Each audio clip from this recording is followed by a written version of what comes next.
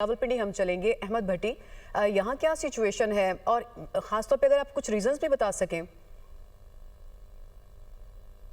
जी, यहाँ रावलपिंडी में दो किस्म का आटा फ़रोख्त होता है। एक सरकारी तौर पर आटा फ़रोख्त किया जा रहा है जिस थैले का 20 किलो वज़न और 10 किलो वज़न है, जबकि दूसरा आटा जो है वो 15 किलो वज़न का एक थैला है जिसकी 2 माह पहले तक कीमत 1500 रुपये थी, लेकिन अब वो 2100 और 2200 रुपये तक फ़रोख्त हो रहा है।